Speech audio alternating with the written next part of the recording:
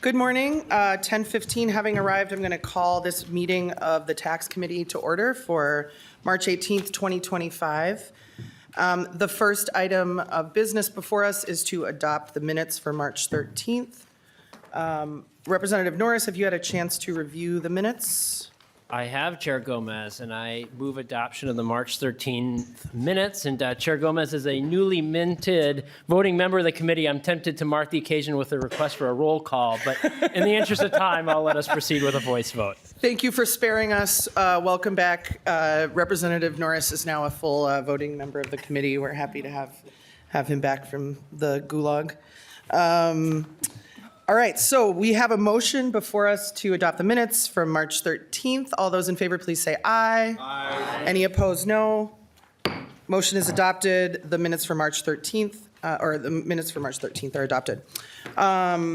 So a couple things before we get into the two bills that we have before us today.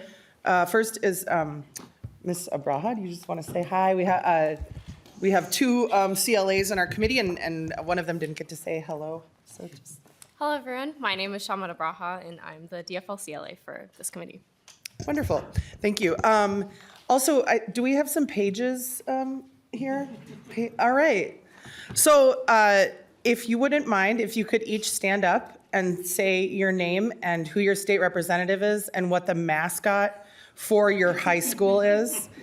We're just collecting general knowledge here in the tax committee, so we'd appreciate it. Whichever order. Okay, there we go. Do you want to start and we'll go down the line? Of course. So I'm Trevor. My state representative is Representative Cha from District 47B, and my mascot is a Spartan. Wonderful. Thank you. Hi, I'm Tina Flordal. My state representative is Cal Warwas, and my mascot is Panther. Great. Great. Hi everyone, my name is Kate Lee. My Representative Her, and my school mascot is a blazer, but we often just have a chicken costume going around. My name is Donnie Morales. My representative is Margie Fogelman, and my mascot is the Warriors. My name is Daisy Shannon. My representative is Lee. I don't believe our school has a mascot, but we do represent the Her. Thank you. My representative is Representative Hicks, and our mascot is a bear. Hi everyone, I'm Gabe. My representative is Representative Tom Patel, and my mascot is the Hastings Raider. My name is Katie. My representative is Chris Hansen, and we currently don't have a mascot. All right, couple no mascots. Thanks so much for being here, and we appreciate it. And I hope that your day goes well. All right. So the first bill before us today is House File 2274. I'm going to move that House File 2274 be laid over for possible inclusion in the tax omnibus bill.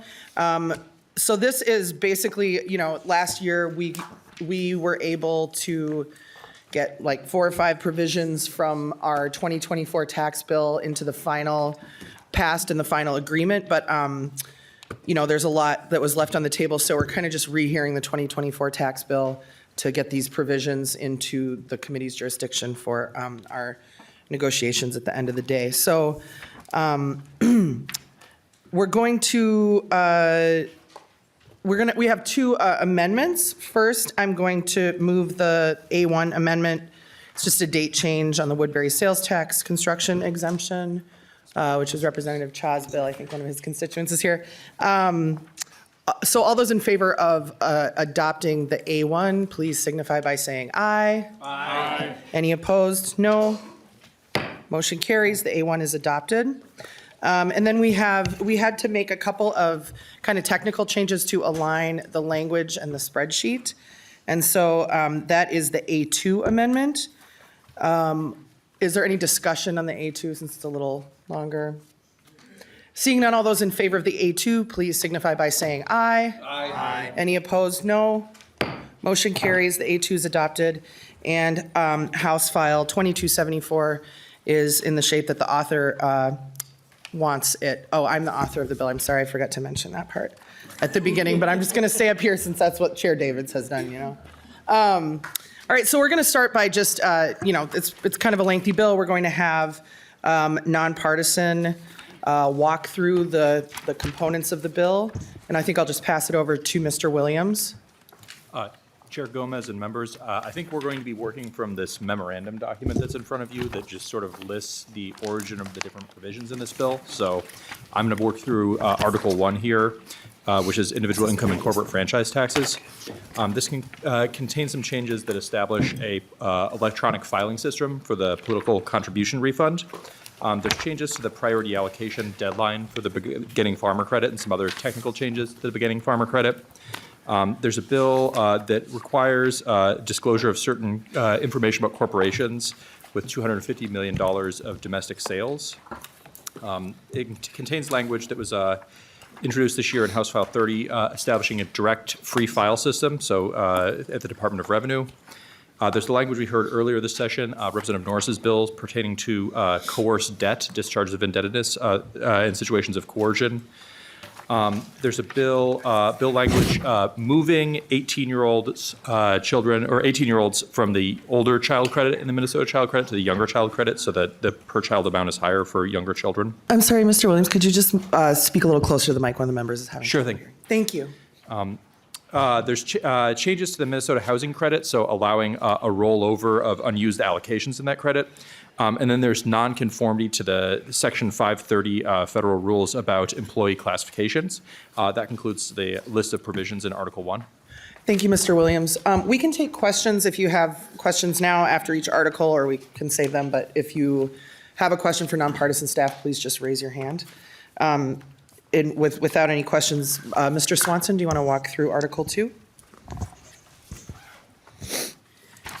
Madam Chair and members, Article 2 is the property taxes and local government aids article.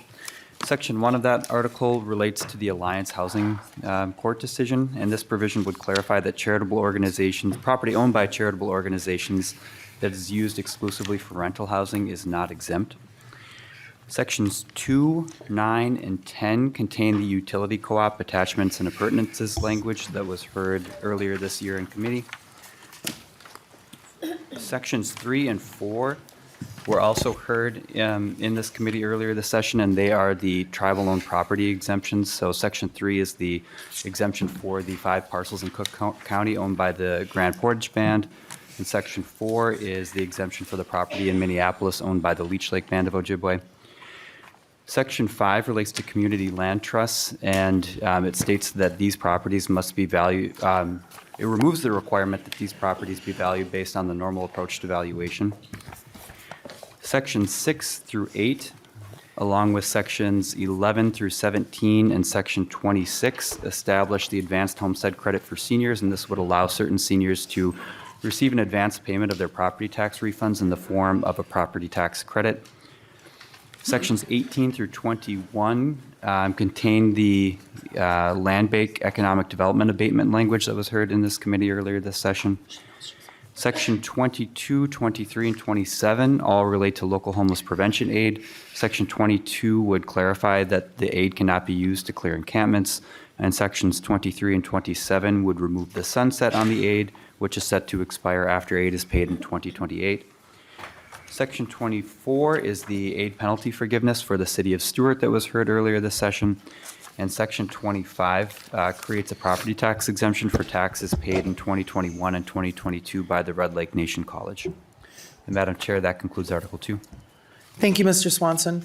Are there any questions on Article 2? I didn't really mention this at the beginning, but some of these provisions have been introduced as freestanding bills and some have not. So it's sort of, we're just kind of doing a rehearing of the 2024 bill. Representative Robbins. Thank you, Madam Chair. And I just wondered why in that one section you're removing the sunset on local homelessness prevention aid. I thought, in general, we've had good discussions on keeping sunsets as a good governance practice. So I just wondered why you're taking that approach. Yeah, thank you, Representative Robbins. So you were here in the committee last term when we heard sort of about what our counties have been doing with the local homeless prevention aid. We do have a a part in statute where tax expenditures have 8-year sunsets. That decision was made about this, but local aids are not generally included in that 8-year sunset sort of, that's a sunset requirement that's in statute for tax expenditures. And so, this is removing the sunset on the local homeless prevention aid would allow our counties who have been, really working hard across the state to respond to the local needs around homelessness to continue that work. You're welcome. Thank you. Okay, are there any further questions about Article 2? Seeing none, we'll move on to Article 3. Ms. Hagler? Excuse me, Madam Chair and members, Article 3 is the sales and use tax article. The first section is a provider credit provision that permanently establishes the rate of the research credit for the provider tax at its current rate of 0.5%. And I believe that had originally come from the governor's bill in 2024.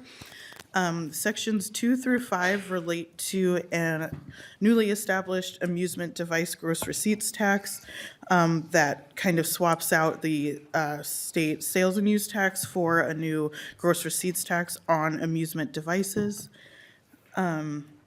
There was just a minor technical change from how it was in the 2024 bill. Sections 6 and 8 are similar to Representative Hansen's controlled substances tax repeal that the committee heard earlier this year.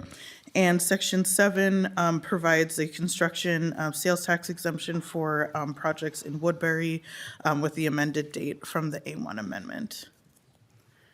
And that concludes Article 3. Thank you, Ms. Hagler. Are there any questions on Article 3? Yeah, Representative Robbins. Sorry, Madam Chair. No worries.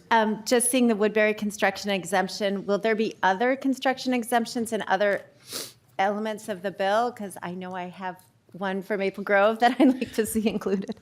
Yeah, thank you for the question. So on construction sales tax materials, there are dozens of them. And so Chair Davids and I have discussed this a little bit. It would probably take up several committee hearings if we were to hear each of them individually. So the way that, the way that the kind of process works when we take things into conference committee is that if the topic is brought in, then the other, if we bring a couple of construction sales tax materials into conference with us, they're all kind of in play. And as you know, the construction sales tax materials really comes down to a matter of money at the end of the day. And we know that it's help that our local governments need. And certainly we shouldn't take the fact that there are just a couple of them included in this as like that's the only ones that are in bounds for our eventual discussion. Representative Norris also is carrying a kind of blanket construction sales tax exemption, and so we may just be hearing that in the future, and then members could certainly provide some comments about their individual projects. But I think just for the interest of time, we're probably not going to hear each one of them. Chair Davids, I don't know if you had anything you wanted to add. Well, thank you, Madam Chair, and I think you're very accurate in your comments that the thought might be to hear the Norris bill, which oversees the issue of statewide. And of course, the money thing might not allow us to do statewide, but then I think every one of them would be in play, so.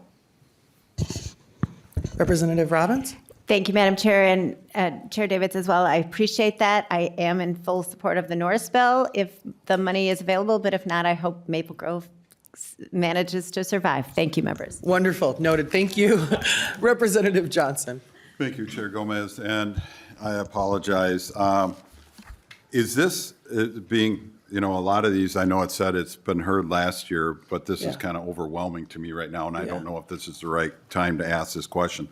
But is this normal in tax committee that if a previous omnibus doesn't go through, that we just push everything through, where I see in other committees, bills are redrawn and rewritten, and then we hear them individually? Is this normal? Because it's kind of overwhelming to know what each one of these are. Yeah, thank you, Representative Johnson. That makes a lot of sense that this would be kind of, it's a lot of material to cover. And, I've been here for a few terms, so I'd have to defer to Chair Davids about whether, this is kind of a normal practice. I've seen it a couple times. It's not something that happens every year. I would say I have seen, I believe it was a property tax division report that we kind of reheard in maybe in 19, kind of in its entirety. Or maybe 2020, just sort of stuff that had been undone from the previous year.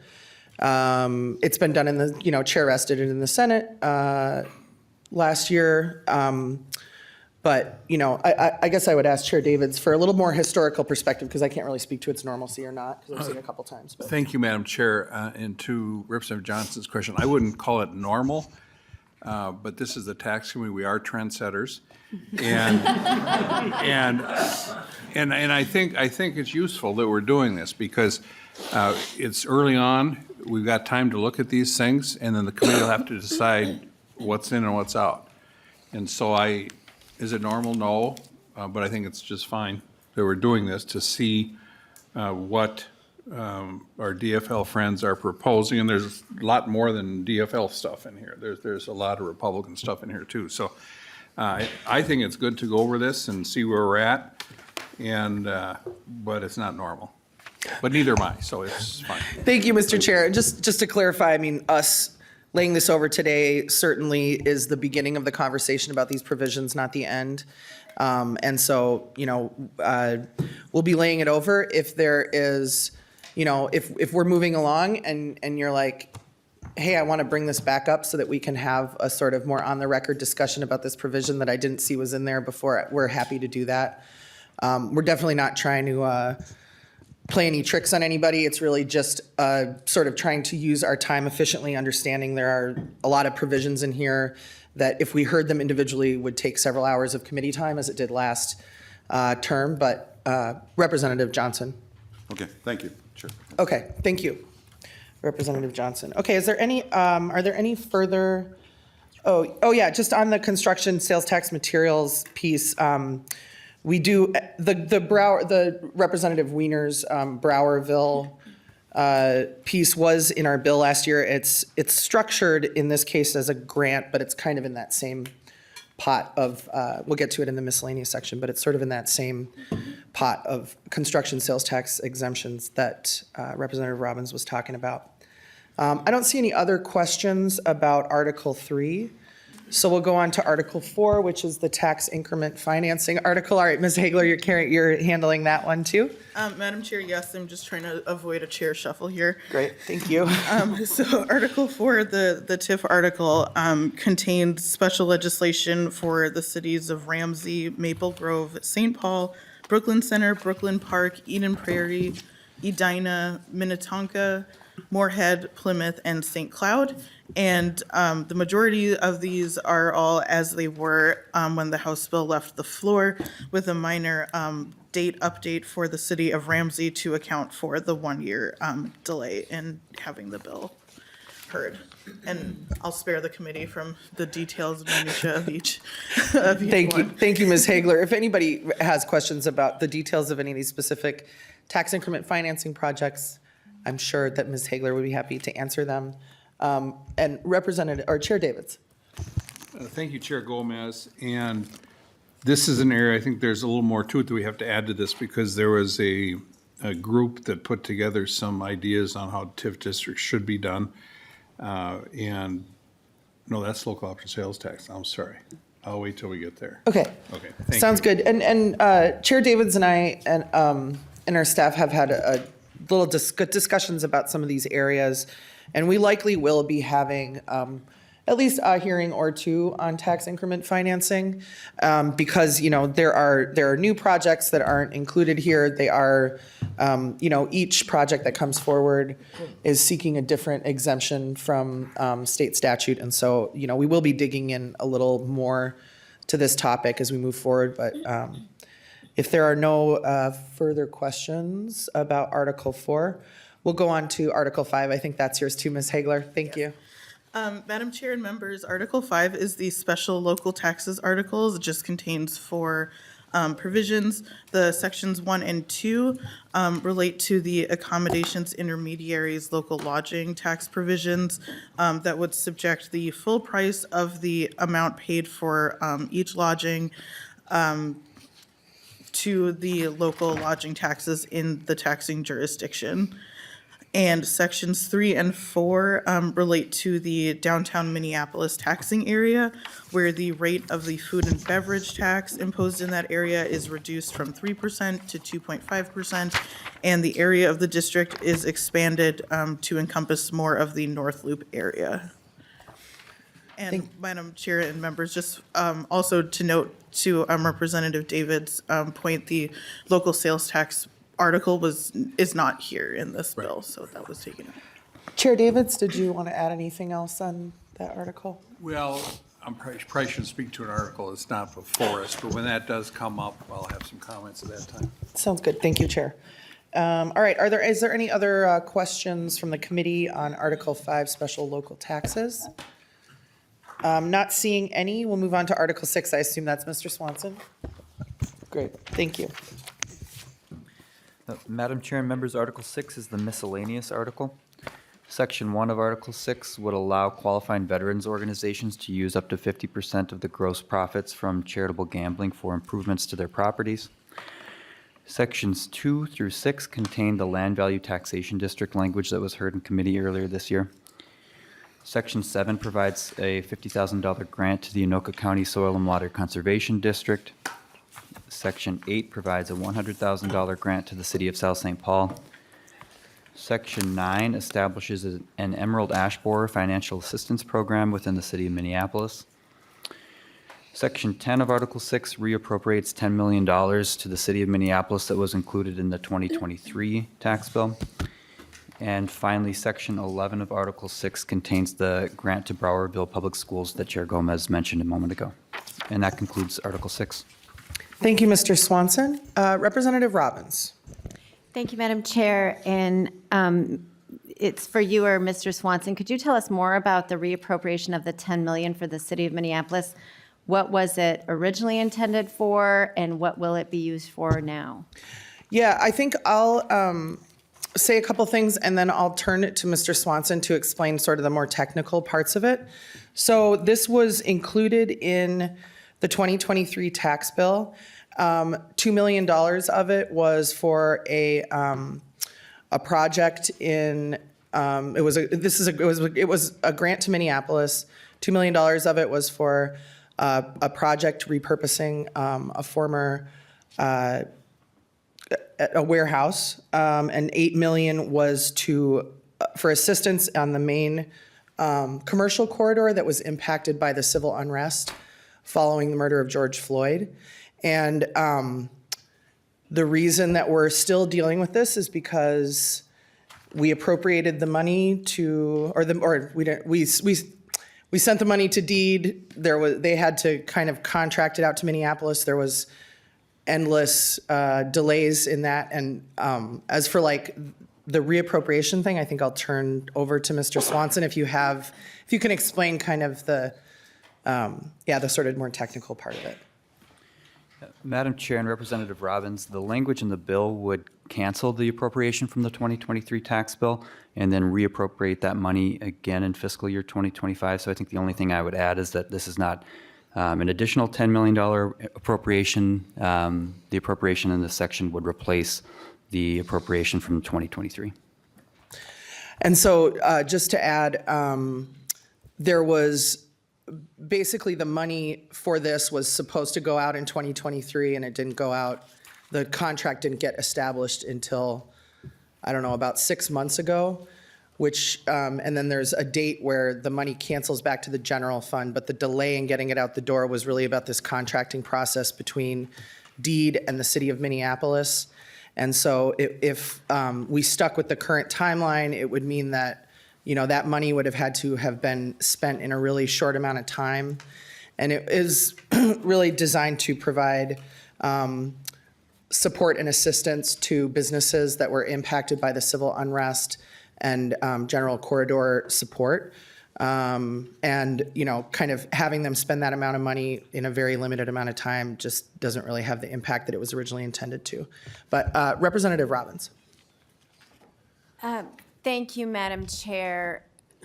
I think I'll hold my other questions for later. I'm reviewing the language right now, and I would say my caution in general in my new role is that Chair Pinto and I are soon sending a joint letter to everyone asking that we refrain from legislative directed grants as much as possible. And so I just wanted to flag that. Thank you. Thank you. Are there any other questions on Article 6? Chair Davids. Well, thank you, Madam Chair. Not on Article 6. I believe Representative Anderson has one. Oh, Come back. okay. Sorry, I didn't see you. Representative Okay. Anderson. Thank you. There's a lot of us on this committee now, so Yes. just quickly, I can't remember the South St. Paul issue, the $100,000. Yeah. Refresh my. Thank you. So last year, this was a bill, I believe, from Representative Hansen, and it was really to recognize the the challenges facing the city of South St. Paul with meeting their obligations to their residents, given some of the erosion of their tax base that happened with some of the meat processing plants that used to exist in the city, and that industry unfortunately kind of left over many years, leaving them with a lot of land that was sort of off the property tax rolls. And so this was a grant to make up for that. Representative Anderson. Thank you. Great, thanks. Are there any other questions on Article 6? All right, seeing none. So there's a spreadsheet also. I think we won't have fiscal walk through it unless there are questions about it. That's where they're happy to answer it, but if there isn't any objection. Chair Davids? Well, thank you, Chair Gomez. Just a thought here on the Rep. Norris's bill on the sales tax statewide.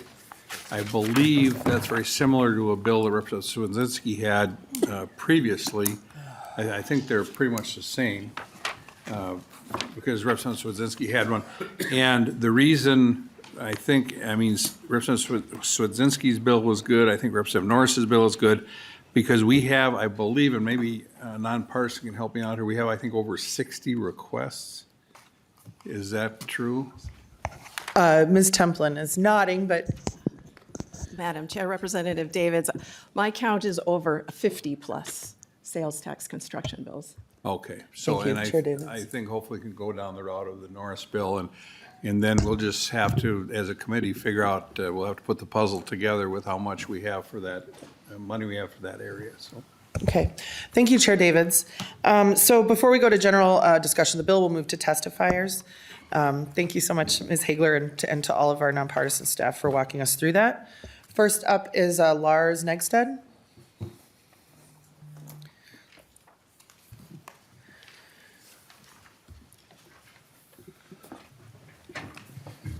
Welcome to the committee. Thanks for being here. Please introduce yourself and go ahead. Thank you, Madam Chair and members. My name is Lars Negsted, and I serve as the Policy Director for ISAIA. ISAIA is a multiracial, statewide, nonpartisan coalition of faith communities and other community-based groups working toward racial and economic justice in Minnesota. I'm here today to speak in support of House File 2274, especially the provisions in Article 1 around corporate tax transparency and free direct filing. All Minnesotans deserve safe, decent housing, affordable care, and a future in which all can thrive. Because we are all interconnected, taxes are how we care for one another and meet our common needs. Yet, for too long, the wealthy few have used their outsized political influence to rig our tax system in their own favor and against poor and working class people. We see the results in skyrocketing inequality and rising corporate profits, while Minnesota children, families, workers, and patients continue to struggle to afford essentials like housing, healthcare, and childcare. At the same time, giant corporations, whether they're based in Minnesota like United Health or Cargill, or other states like Amazon or Walmart, rake in billions of dollars in profits. Now, I have to offer a content warning as I'm about to use a phrase that I know can be triggering for certain chairs of this committee. With the lack of transparency, it's easy to see why so many people believe big corporations are not paying their fair share. You might ask, what do I mean by fair share? I think it's probably a good deal more than they are currently paying, but let's find out. If you pass the corporate tax disclosure provision in this bill, then we can get some data and have a good conversation about it. As to Section 5, free direct filing will make life easier for Minnesotans who will no longer have to pay big tax prep companies to do something that could be easy and free. Free direct filing has been successfully implemented in 25 other states from Florida to Washington, notably including our neighbors, Wisconsin and South Dakota. It's time for Minnesota to catch up. We urge your support for this bill. Thank you. Thank you for your testimony, Mr. Negsted. Next up is Brian Cook. And Nan Madden, you're on deck. Welcome to the committee. Thanks for being here. Just introduce yourself and go ahead. Thanks, Chair Gomez, members of the Taxes Committee. My name is Brian Cook. I'm the Director of Tax, Fiscal Policy, and Elections for the Minnesota Chamber of Commerce. The Chamber is a statewide organization representing more than 6,300 businesses of all industries and all sizes across the state who employ more than 500,000 employees. The Chambers, we support policies that best position our state for future success by advancing a competitive business climate to encourage a growing economy. This morning, I would like to reiterate the Chamber's opposition to certain provisions in House File 2274 that were part of the 2024 tax bill. First, we strongly oppose the sections of Article 1 that relate to the public disclosure of corporate tax returns. These sections would require the public disclosure of private taxpayer data that violates a long-standing principle of taxpayer privacy, a principle previously raised in this committee by Chair Gomez regarding recent IRS developments. This change would also make Minnesota an extreme outlier, as no other state requires similar disclosure, and the federal government prohibits the release of federal taxpayer information.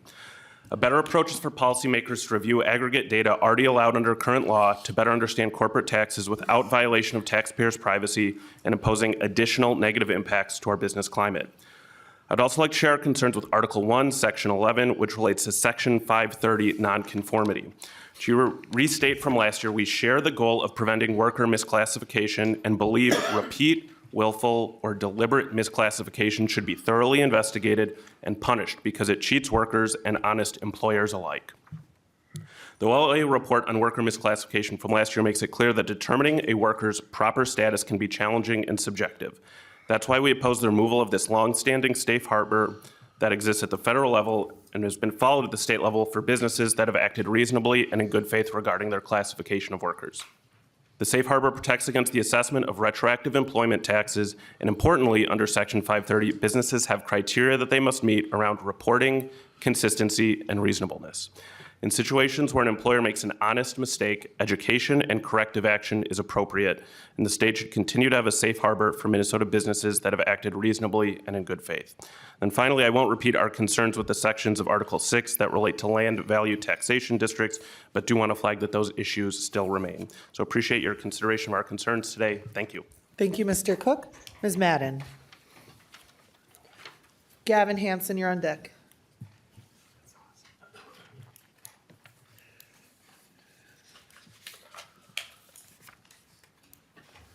Welcome to the committee. Please introduce yourself and go ahead. Thank you, Madam Chair and members. My name is Nan Madden. I'm Director of the Minnesota Budget Project. Appreciate the opportunity to testify today, and particularly in support of provisions to create a direct file system which would provide Minnesotans with a free, easier, and less time-consuming option for filing their state income taxes. Direct file could also increase the number of Minnesotans who receive the tax credits or other tax benefits they currently qualify for, and increase the effectiveness of outreach efforts. Paying taxes is how we come together to fund public services that Minnesotans value and count on, but with our current system, the majority of folks pay to meet their tax filing responsibilities.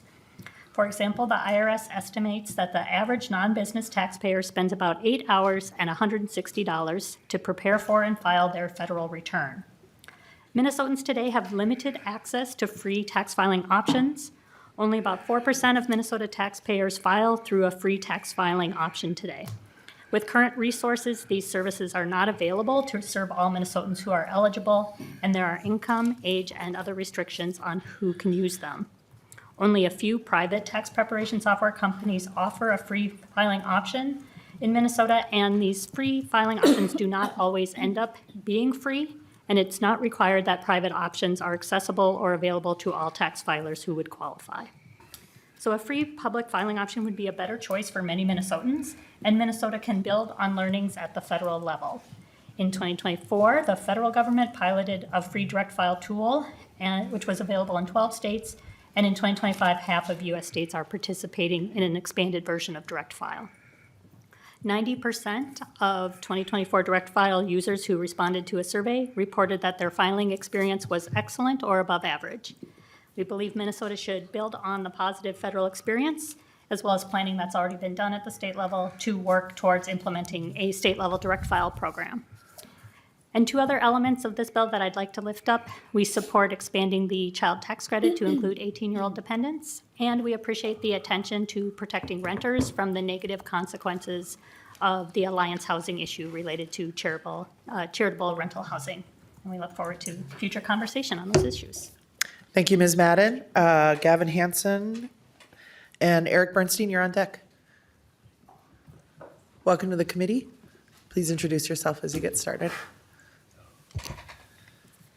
Chair Gomez, members of the House Tax Committee, my name is Gavin Hansen, and I'm the Fiscal and Economic Policy Director for the Minnesota Business Partnership. The MBP is comprised of more than 100 CEOs and senior executives of Minnesota's largest employers. Collectively, MBP members employ approximately 4.8 million worldwide, including nearly 500,000 here in Minnesota. Thank you for the opportunity to provide comments on House File 2274, specifically Article 1, Section 4, the corporate disclosure section, a bill that would require disclosure of franchise tax information. One of our primary goals at the Minnesota Business Partnership is to help make Minnesota a more competitive place to do business in a global economy.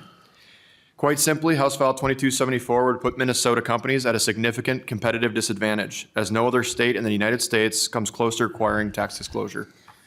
A few of our main concerns with the bill is: one, the disclosure of significant private taxpayer information; two, the uncertainty of how that disclosed information would be used or interpreted by competitors, other states, or competitor nations, and the public; three, the complication of disclosing your tax information without also disclosing your federal information; and four, the disclosure requirement would result in the publication of returns that are party to an audit, appeals, or litigation.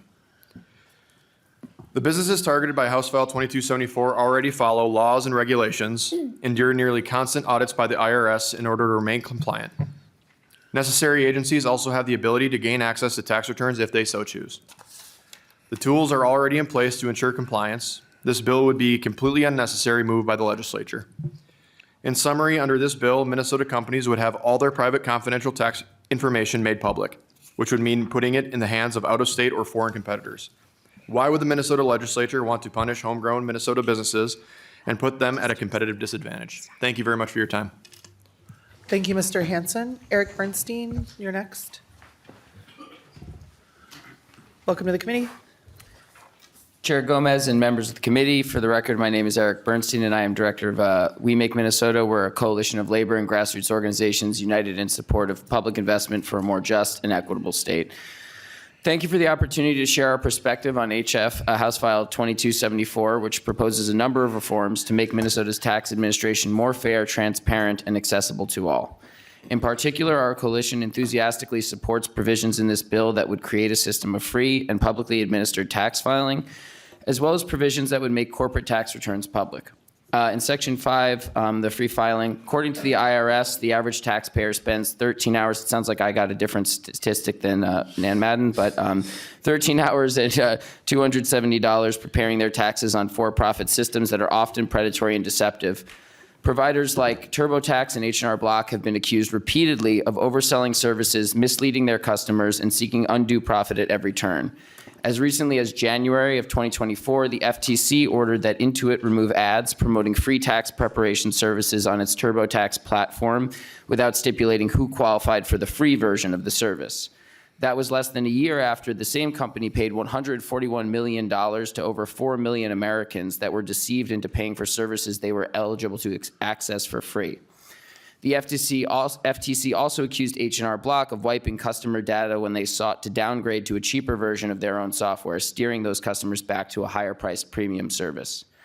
Minnesota should protect Minnesotans from these predatory practices and relieve them of the unnecessary cost of paying to file their taxes by providing a free system that guarantees fast and accurate filing. On Section 4, we're also highly supportive of efforts to make our corporate tax code more transparent by publicly disclosing corporate tax returns. Corporate tax avoidance and base erosion are issues of international and bipartisan consensus. The International Monetary Fund, the Organization for Economic Cooperation and Development, Nobel Prize-winning economists, and even the authors of current President Trump's Tax Cuts and Jobs Act all share concerns about our eroding corporate tax base. While corporate profits have risen to their highest level on record, effective corporate tax rates and corporate income tax revenues are declining nationally. Corporations contributed as much as 40% of federal revenues in the middle of the 20th century compared to less than 6% today. Transparency is needed now more than ever, more than it was a year ago when we heard this bill for the first time. Right now, the federal government is considering a massive 18% reduction to the IRS workforce, which has already been understaffed for decades. The impact of these cuts will be to reduce audit rates and thus increase instances of and incentives for tax evasion. In other words, a tax cut for tax dodgers that will increase the federal budget deficit and place a greater burden on law-abiding taxpayers. This will impact Minnesota's budget by reducing federal funds available for state-managed programs like Medicaid, and also reduce state revenues directly by cutting the revenues we get that are collected in instances of successful federal audits that are passed on to the state, which is something we depend on substantially. Disclosure is one simple and affordable tool the state can use to discourage evasion and increase transparency, and also ensure corporations are paying their fair share. I know that the business community does not like this policy, but those with nothing to hide should have nothing to fear. This disclosure is similar to that performed by nonprofits, labor unions, and publicly traded corporations. It will make our system more fair and trustworthy, and we urge you to put those admirable objectives over corporate desire for secrecy. Thank you very much. Thank you, Mr. Bernstein.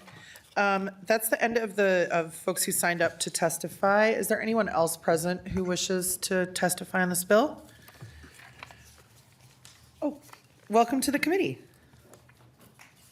Please introduce yourself as you get started with your testimony. Good morning, chairs and members of the committee. My name is Christy Snyder, and I'm the Policy and System Transformation Officer at Youth Prize. I use she, her pronouns. Youth Prize is a statewide intermediary devoted to elevating youth voice and increasing equity for young people in the state of Minnesota up to age 26. I am in support of House File 2274, but I'm focusing on including children up to through their 18th year to their 19th birthday for the child tax credit. The child tax credit is a key tool in supporting pathways out of poverty for children and families, and I'm excited that it is included here in this bill and also in House File 2302 that you will hear as a standalone bill on Thursday. It is nearing high school graduation season, and many people associate that with young people turning 18. But the end of adolescence varies depending on the system and how we understand brain science. K-12 funding currently goes up to age 21. This bill will support young people to get across the finish line to their high school graduation. The Youth Workforce and Innovation Act, WIOA funding, goes from 14 to 24, recognizing that young people need support to fully launch into the workforce. We also know that the Affordable Care Act currently allows young people to be on their family's insurance until the age of 26. Moving the child tax credit acknowledges that funds the family incur during their 18th year, rather than simply cut them off on their 17th birthday. While we are not yet there in aligning all of our systems, this tax bill honors the funds needed through the 18th year to support a successful launch to adulthood.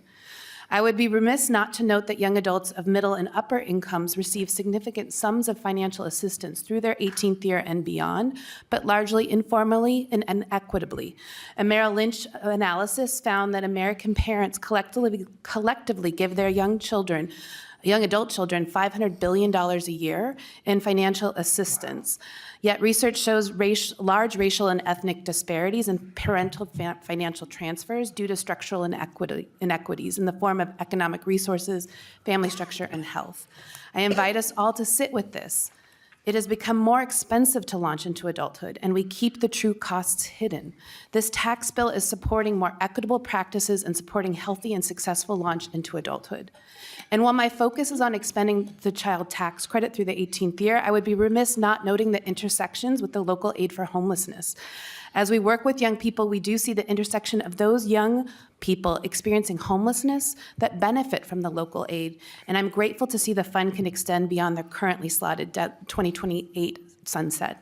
This fund currently supports young people to ensure housing instability is brief, rare, and non-reoccurring. Thank you, Chair Gomez, for aligning this source of funding with other critical local aid by removing the sunset. Extending the K-12 or the child tax credit to age 18 will not transform our system and the culture that we need to still do, but it is the next right step. Thank you so much. Thank you, Ms. Snyder. And you did sign up, but I had you canceled, so my apologies for that. Looks like Mr. Carlson's approaching. Welcome to the committee. I was surprised to see you not pre-file, so it's great to see you.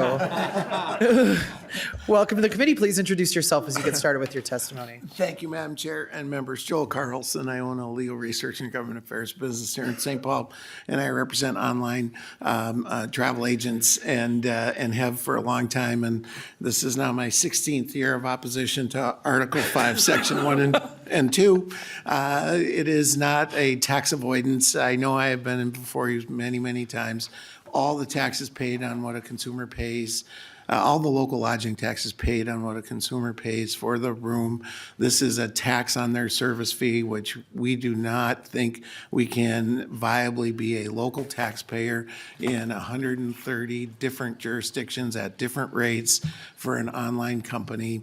The tax mechanism for complying with this by having a local jurisdiction send a letter to one taxpayer but not another is fraught with problems. And I apologize for missing the notice to sign up in advance, but I again have to at least register the opposition to this tax increase.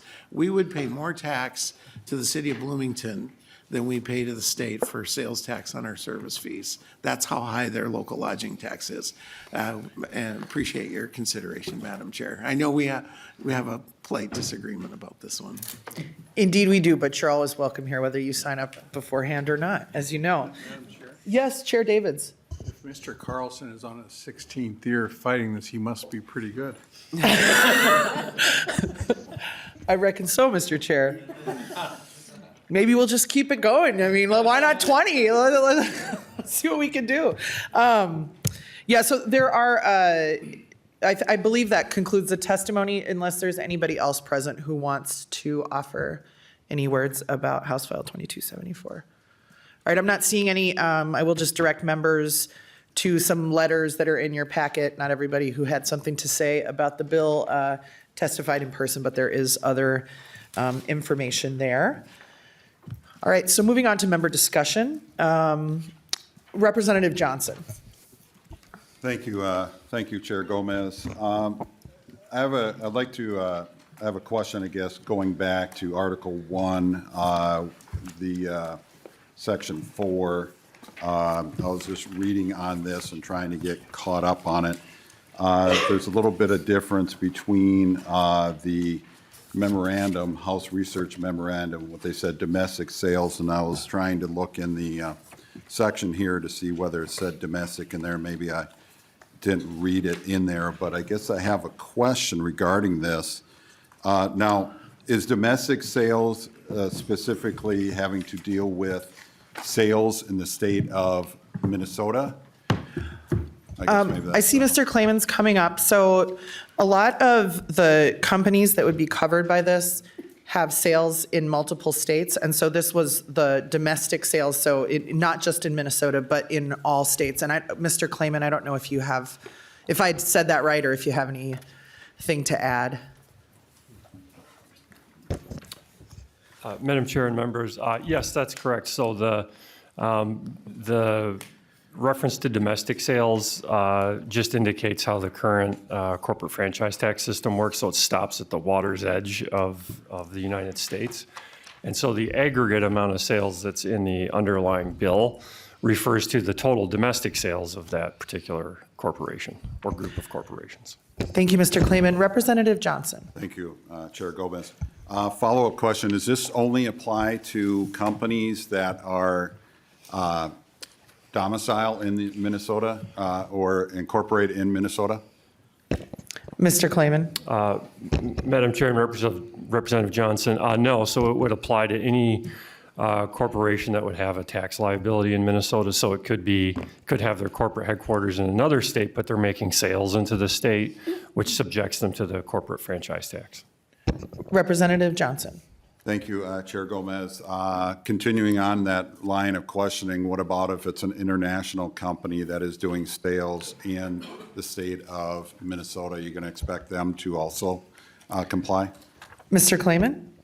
Madam Chair, Representative Johnson, if they're subject to the state corporate franchise tax, so if a foreign corporation would not be subject to the corporate franchise tax, but if they have like subsidiary, they have some sort of nexus with the, or if they have some sort of, like subsidiary in the United States, and that would allow Minnesota then to subject them to the corporate franchise tax, then they would be included.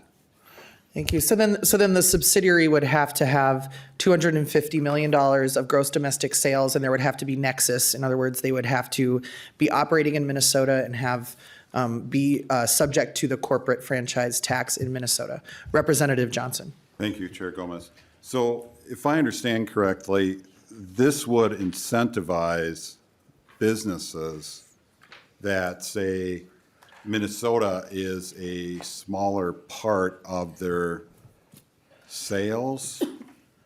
I mean, the incentive would be for businesses to move out of Minnesota to avoid this reporting, since no other state requires this.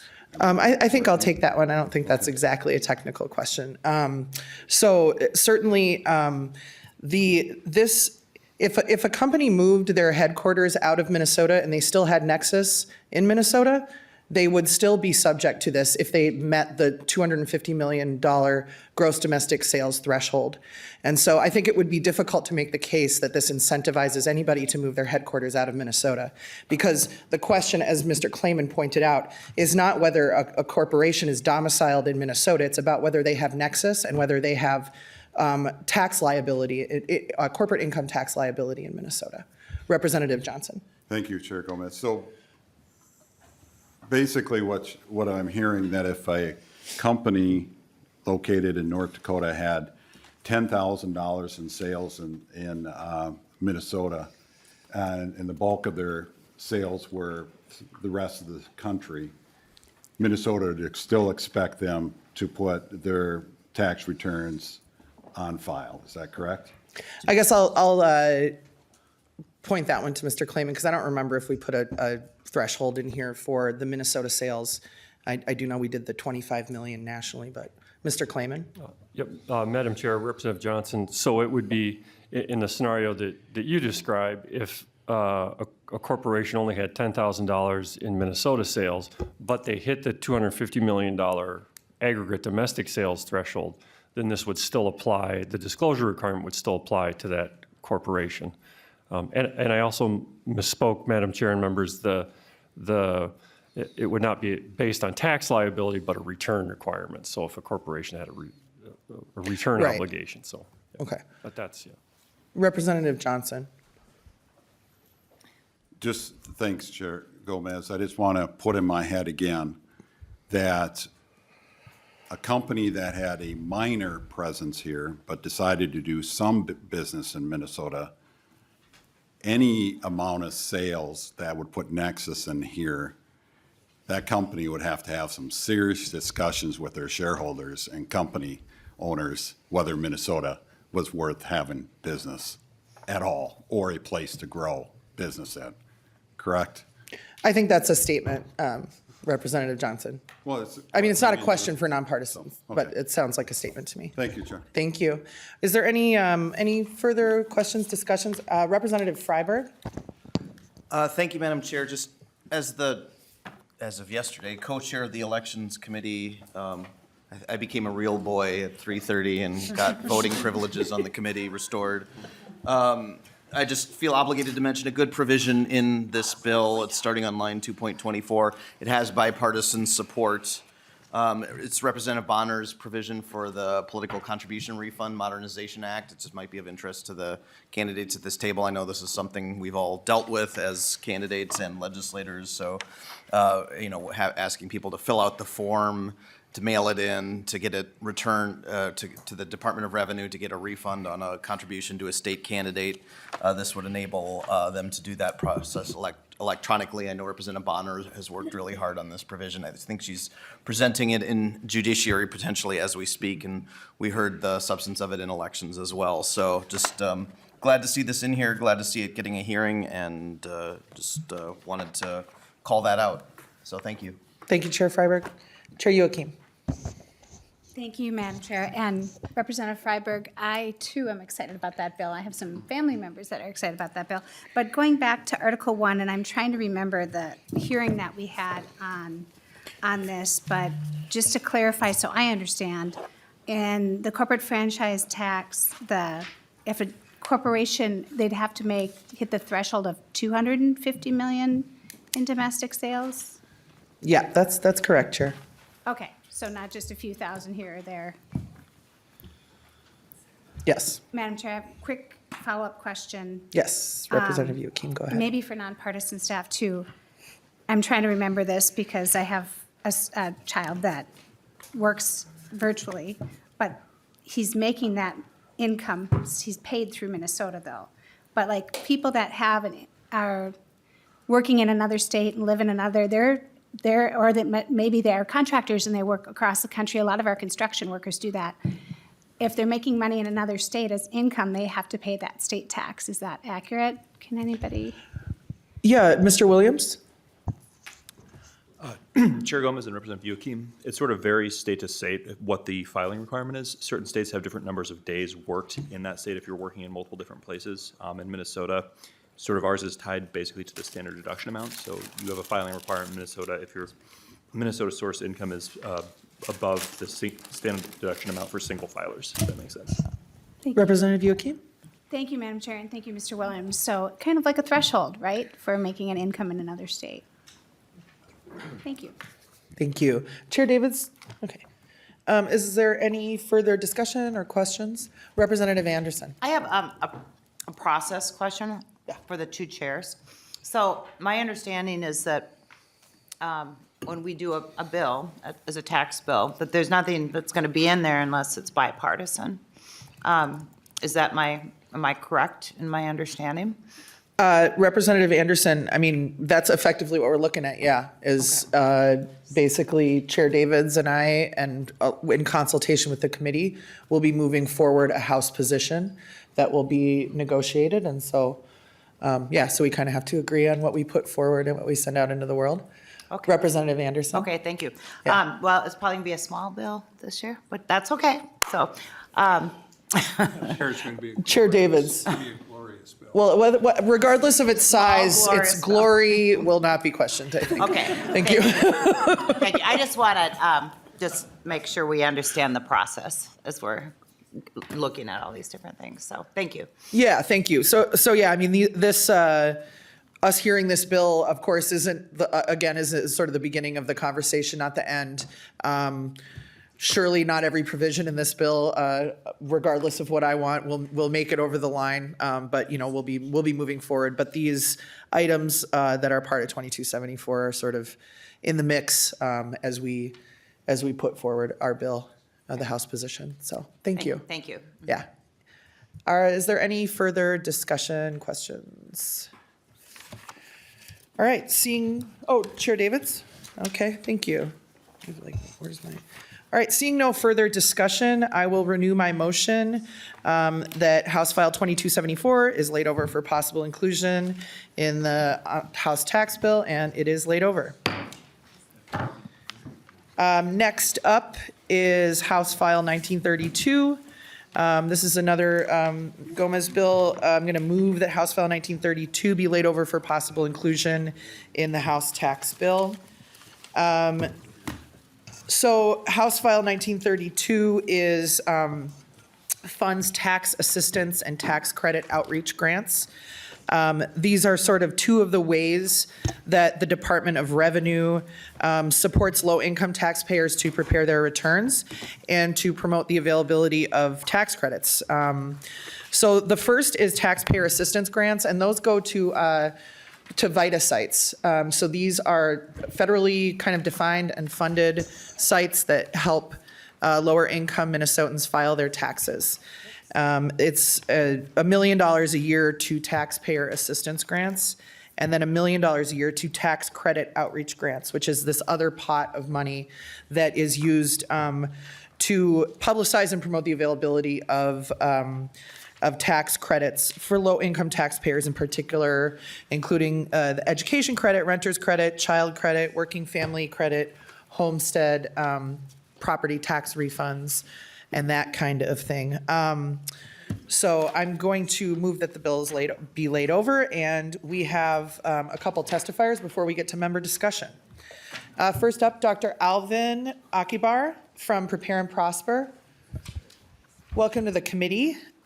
Please just introduce yourself once you get up there and proceed with your testimony. Oh, Mr. Gregg, if you want to go up there too, you're next, you're on deck. They're from the same organization, so it's okay if they sit next to each other, right? We want to have a redo of the Gavin. Thank you, Chair Gomez, Thank you. members of the Tax Committee. My name is Dr. Alvin Akibar. I am Systems Change Director at Prepare and Prosper here in St. Paul, Minnesota. I am thankful to be here to testify in support of House File 1932 for both taxpayer assistance and tax credit outreach. Prepare and Prosper is the largest VITA provider in the state of Minnesota, providing just over half of VITA filings for Minnesotans, providing or bringing back nearly $22 million into our community year over year.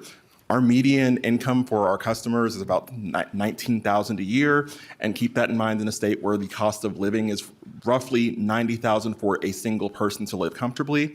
So for a lot of these folks, this is more than 40% of their income coming back to them in their return with these credits. These assistance grants have been monumental in being able to expand our services to folks who may not have the resources to pay for tax filings, who may not have the bandwidth to be able to file by themselves. And so that includes our seniors, folks who are living in nursing homes and care facilities, and folks who may be small businesses or self-employed who might not be able to afford or understand a lot of the records keeping that's necessary to not be messed over in their self-employment filings. So a lot of our services are going out to our communities, being provided by community, and doing so in a way that is clear, accessible, and really tries to remove a lot of the fear from this filing element. In addition, these outreach grants have been really helpful in reaching beyond the metro, being able to educate folks outstate around what's going on with the tax credits, the importance of filing and getting current on their taxes, and again, demystifying a lot of these credits. There's been a lot of confusion around whether the federal or the state child tax credit applies one way or the other. And so being able to have clear, simple messaging from a trusted source has been extremely helpful in making sure that folks know what's coming to them, what they need to do, and know where they can go to get this information. Thank you. Thank you so much, Dr. Akibar, for your testimony. Willie Gregg, please introduce yourself as you get started. Thank you, chairs, members of the committee. My name is Willie Gregg, Senior Tax and Financial Services Manager at Prepare and Prosper here in St. Paul. Like Dr. Akibar said, we are one of many sites that exist across the state in all different corners and parts of the state.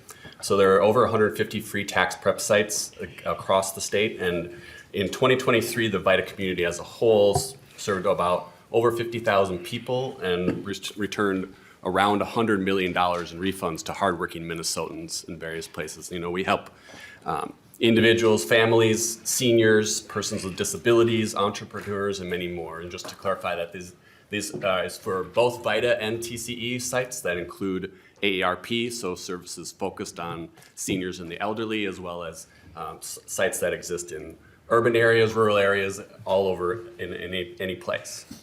But running a VITA site is burdensome and costly in terms of recruiting and training volunteers, recurring technology sites, everything, and there's ups and downs in terms of people being able to continue with this work or not every year. And so this funding will help ensure and stabilize things, especially with a unstable, we'll say, federal funding landscape at this point in time in terms of maintaining and continuing the strong services that we provide to the community. You know, people rely on and really focus in on being able to go to a trusted partner with their tax preparation process, and that is Prepare and Prosper, and that is these sites that exist all across the state. And so we are able to provide those services as well as outreach to help prepare families, prepare people for what they need to do, all the steps they need to take to not just who needs to file, but also what do you need to be taking advantage of or doing and putting together in order to take advantage of all the credits that are available to people. One example of an underutilized credit is something like the K-12 credit that is for qualified education expenses that a lot of families don't realize exist and could be taken more advantage of going forward. So we are in strong support of this funding and continued funding to help make sure to maintain, expand, and strengthen the services that we provide and other places provide as well. Thank you, Mr. Gregg. If you guys could just hold on a sec. Representative Robbins, did you have a question for these testifiers? Great, please go ahead. Thank you, Madam Chair, and thank you for coming. I have concerns specifically about the education tax credit outreach you described. So as you know, there was an article in the Sahan Journal this year outlining how people had done outreach to sign people up for this, and then they didn't get the services or got not the services they expected, but in some cases did not get the services, and they had assigned their education tax credit over to one of these third-party groups or multiple. And then not only did they get the amount of the education credit they were supposed to get, but that encumbered their entire taxpayer refund. Yeah. And so I'm kind of stunned that you're advocating for that here before this committee. I know the governor has talked about proposal to make sure that those middlemen are no longer allowed to get assigned the tax credit, and I'm looking forward to seeing that language. But this was a huge problem, and it's one of the reasons I have concerns about this. So in the language of the bill, Madam Chair, it talks about referencing 27C.21, and I looked that up, and it says one or more providers. And there's no language in this bill or in the underlying statute that talks about a competitive award process. So I think as we move forward, that's something we need to fix because this has been a not successful program and many people were harmed by it. Thank you. So we're going to go to Dr. Akibar for a comment. I just would say that we absolutely share your deep concern about the assignment kind of portion of the K-12 education credit. It's a really small number of them, but one is too many. And, you know, as you know, the governor is proposing language basically, you know, pulling back that part of the design of the credit because it opens itself up to misuse and abuse of, let's just be really clear, this is misuse and abuse of the lowest income taxpayers who are trying to provide education for their family in good faith and get them the tutoring and support that they need. And so, you know, we talked about the K-12 credit in general, right? If you don't do the assignment process, doesn't have the same design issues. But, you know, we very much share those concerns. I know that Representative Norris has worked a lot on this, and I'm going to go to Dr. Akibar for anything you would like to provide. Thank you. Yes, I want to thank you very much for your concerns, Representative Robbins.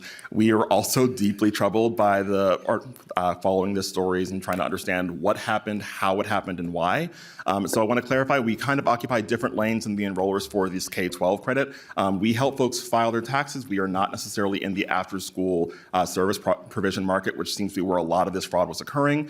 But for a lot of our customers, we are the folks who help them clean that up. Trying to help them understand what happened with their taxes, going through the process with them. We have our amazing employee, Carol, who's kind of our break glass in case of something strange happening and helping talk folks through these deeply complicated and frustrating and troubling areas. figuring out how to make current with the IRS, setting up payment plans, making it possible for folks not to feel like they're alone in this process. VITA is not, we are not in the market of trying to sell anyone anything. And again, we occupy a different lane than these folks. The ability to have outreach and make sure that folks are getting good information has been crucial. The ability to, right now our focus has been on the child tax credit and helping folks know that they need to file. The ability to actually demystify, debunk, and do some kind of scam prevention and consumer protection around this would be amazing. But right now, I think the funding landscape was just increased to help cover some of the changes to the recent child tax credit and now to the renter's credit. I would really appreciate action from this body to ensure that more of our customer base are protected from this. Thank you. And Mr. Williams, did you have anything you wanted to contribute, or you're good? Okay, thank you. Representative Robbins. Thank you, Madam Chair. I appreciate your support in cleaning this up, and I look forward to the governor's language. And I would just encourage everyone that we add language in making sure these grants are competitive. Thank you. Thank you. Chair Davids. Thank you, Madam Chair, and thank you, Chair Robbins, for bringing up this point. I was wondering if we could possibly hear from the department to clarify just exactly what the governor wants to do. Thank you. Ms. Bears is And coming up. I think I'm supporting the governor. I didn't say that out loud. We're not on tape, though. It's just between us, Mr. Chair. Okay, good. Okay. Ms. Bears, welcome to the committee. Thank you, Madam Chair, members of the committee. For the record, my name is Joanna Bears. I'm the Legislative Director at the Department of Revenue. And Madam Chair, Representative Davids, the governor is planning to repeal the assignment portion of the K through 12 credit. The K through 12 credit will be the same, but we're just not allowing the assignment piece. Okay, thank you, Madam Chair. That Thank you, cleared that up. Chair Davids. Are there any further questions? Oh, Representative Lee. Thank you, Madam Chair. So I wanted to go back to the bill text and a question that Representative Robbins raised. And I'm wondering if Mr. Williams can help answer this question. So I think if you look at, so there's a section A and B. Section A is for taxpayer assistance grants, and then section B is for outreach grants. And so I wanted to just clarify. It seems like section A is the grants that would go towards funding VITA sites, which are already federally defined. Mr. Williams, is that correct? Mr. Williams? Chair Gomez and Representative Lee, so there's sort of two programs. I think the way I think of it is that the taxpayer assistance grants are just for tax preparation, are just for tax preparation services. So VITA sites is what people call them. That's sort of the federal designation for them. So those funds the taxpayer assistance money has to be used by a site that's approved under federal law to provide taxpayer assistance services. The tax credit outreach grants can be used both for those tax preparation services and also for promoting the availability of tax credits. So that I think that one way to think of it is that the taxpayer assistance grants are sort of a subset of the tax credit outreach grants, if that makes sense. Thank you. Representative Lee.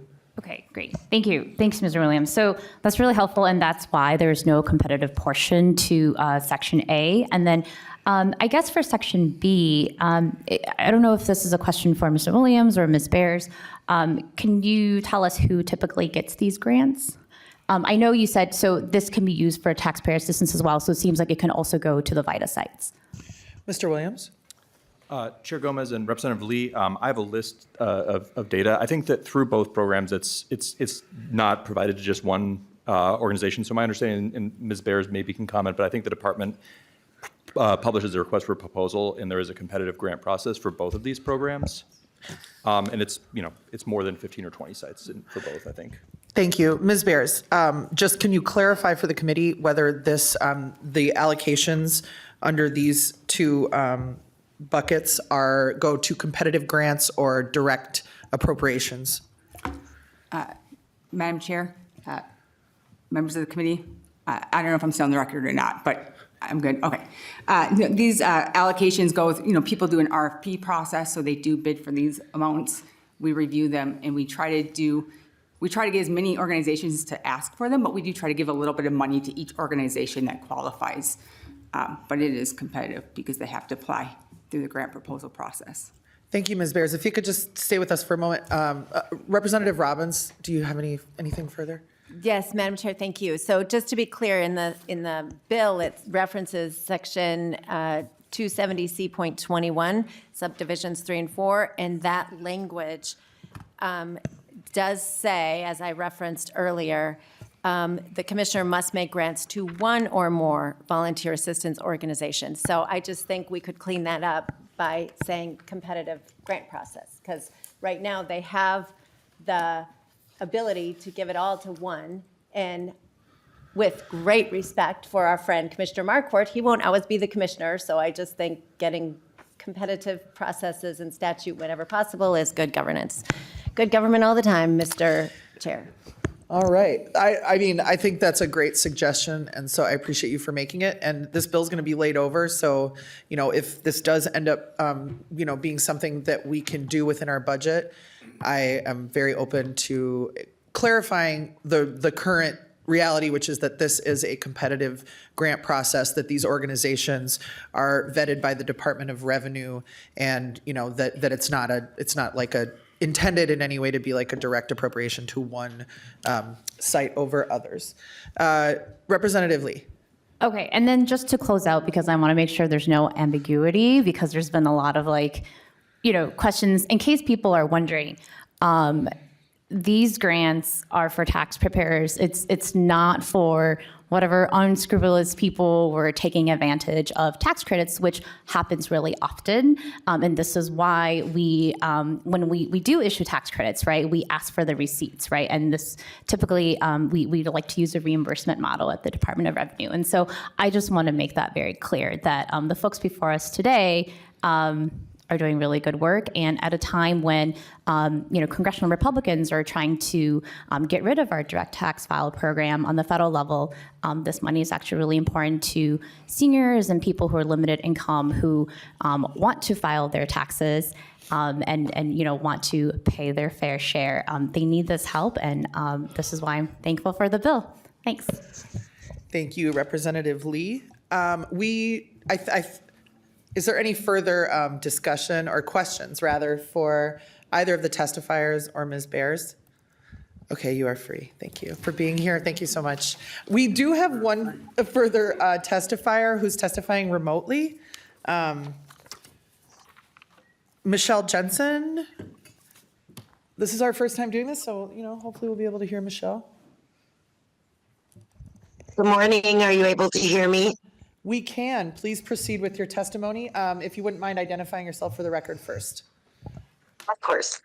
My name is Michelle Jensen, and I'm the Family Services and Tax Program Manager for United Community Action Partnership.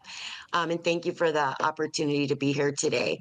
For the past 19 tax seasons, United Community Action has operated the VITA program and provided free tax preparation services to low-income taxpayers in 13 counties in Southwest Minnesota.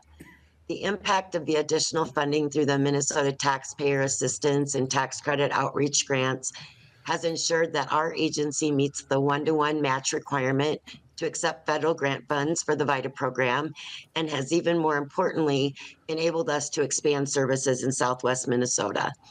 This year, our agency added 2 new tax sites to the existing 6 we already operate, allowing greater access to our program in rural areas. These grants have allowed United Community Action to bring on 2 additional staff and recruit and train 39 new volunteers, which has made it possible to expand our capacity as well as meet the growing needs of free tax preparation services. We've also increased services to the elderly, persons with disabilities, underserved populations, and households with limited English proficiency. Leveraging the skills of our tax volunteers, last year, United Community Action served just over 2,700 low-income individuals in Greater Minnesota, returning more than $6 million in federal and state tax refunds. By providing outreach and education on Minnesota tax credits, we've been able to reach many more low-income taxpayers, and in the past year saw a 55% increase in new households seeking our services. Many of these new taxpayers had not previously claimed credits they were eligible for, such as the Working Family Credit. The impact of this program is immense. As the cost for basic needs like rent and utilities, groceries, and such rise, for those who are already struggling, paying $200 to $500 to file their taxes is an undue burden. When taxpayers are asked through an anonymous survey about how they will use the money saved on tax preparation fees, as well as their tax refunds, the overwhelming majority respond that they will use it for basic needs: housing, food, utilities, healthcare, car repairs, and gas to get back and forth to work or to look for work. And most of the tax refunds claimed are spent in the taxpayers' local communities, which is really important. Free tax preparation clinics help people feed their families and remain housed rather than become homeless. Helping taxpayers claim all the credits they're eligible for can help them stay warm because they can keep up with their utility bills. The services can keep people working because they can put gas in or repair their vehicle, which is crucial in greater Minnesota due to the lack of public transportation options. As a community action agency with a focus on fighting poverty, we see every day how these high impact programs help the people we serve, but also the economies of the communities we live in. Thank you very much for your time. Thank you so much, Ms. Jensen. That concludes the testifiers that I had signed up. Is there anyone else present who wishes to testify on House File 1932? Not seeing any, we can move to member discussion. Not seeing anything further. I'll just offer a few comments if that's okay. So, I think that our testifiers from Prepare and Prosper were a little humble about their contribution to this work. So these VITA sites that, as we heard, there's 153 of them across the state. They are critical. We heard Ms. Jensen talk about how many of their clients are eligible for these tax credits and are not. They're not applying for them, even when that money would really help them. And it's really just about access and information. And so this is really designed to bridge that access and information gap that lower income people have. I had the privilege of visiting with a VITA site in Menominee County a couple years back. Prepare and Prosper, this is what they do. They do tax preparation. A lot of the agencies that are doing this work across the state, including these CAP agencies, if you guys have CAP agencies in your districts, you know that they do so many different things. They don't just do tax preparation. They do all kinds of anti-poverty programming. And so they kind of have to stand these sites up each year. The federal dollars that they get are really small compared to the impact that they have, and very restrictive. And so, some of these agencies in greater Minnesota rely on Prepare and Prosper to help provide them with technical assistance for standing up a new site, for figuring out how to make these services work across the state. And so, Prepare and Prosper, they prepare 50% of the tax returns that VITA sites prepare, but they also are a statewide resource to other agencies doing this work. And I don't want to share something I'm not supposed to, but they're funded through federal dollars, as we said. And when the Trump-Musk administration decided that they were going to freeze all federal dollars in those first few days, when there was the memo from the Office of Management and Budget, I think, or maybe it was another federal agency, Prepare and Prosper had already completed work for the previous quarter, and their funding was frozen. So they're in the middle of tax season. This is February, right? Tax documents are due at the end of January. So they're in the middle of their busiest season. I mean, if you go to Prepare and Prosper, just go hang out there. They would be happy to have you. And you can talk to some of the people who come through. I mean, we really are talking about, the median of $19,000 a year. Think about what it is to live on that. We're talking seniors, people with disabilities, vulnerable people, working families across our state who are getting these services. And they were looking, because of the freeze on federal funds, Prepare and Prosper in the middle of tax prep season was like, we can't continue operating in 2.5 weeks. That was what the director, Miranda is here, I see you've joined us. So, Suyapa Miranda is the executive director of Prepare and Prosper. And she was having to sit there in her busiest season and say, how am I going to make payroll in 2 weeks? Because the money that is supposed to be coming from the federal government is not coming. And so because we had established the taxpayer assistance grants at the state level in last year's bill, we were able to contact the Department of Revenue. They had already made their determination. They'd already had their competitive process, and Prepare and Prosper was set to receive a grant from the taxpayer assistance. And we were able to connect with the Department of Revenue, and they expedited those dollars getting to Prepare and Prosper so that they didn't have to shut down in February. So I just, we really, in the context especially of, really critical services that are supported by federal dollars and this uncertainty, it's important that we step up and we, support these efforts that are happening in our communities and that are just helping people get access to, the credits that they need, the dollars. We heard from Ms. Jensen and the folks who from Prepare and Prosper hear exactly the same thing. What are people gonna spend these returns on, and what are people gonna spend their savings on for not having to go pay that $200 to $500 to H&R Block or whatever? They're gonna spend it on rent, fixing their car, food for their kids, a new pair of shoes. Low-income families rely on their income tax returns to meet the basic needs of their kids. And so I appreciate, sorry for going on a little bit at the end, but I just really, am obviously passionate about the work that these organizations do. And please, you all have one in your district. Please go talk to them and ask them how much money they get from the feds and what they're able to do with it, because it's really amazing what these VITA sites can do. They rely on volunteers. They rely on kind of making stuff work in really limited and difficult circumstances. So thank you. Is there any further discussion on this bill? All right, hearing none, I'm going to renew my motion that House File 1932 be laid over for possible inclusion in the tax bill, and it is laid over. All right, that concludes our business. Our next hearing is Wednesday, March 19th. Tomorrow, Chair Davids will have the gavel. I think we're hearing ag-related bills. On Thursday, I'll have the gavel, and we'll be digging into some enhancements to the child tax credit and property tax relief for Minnesotans.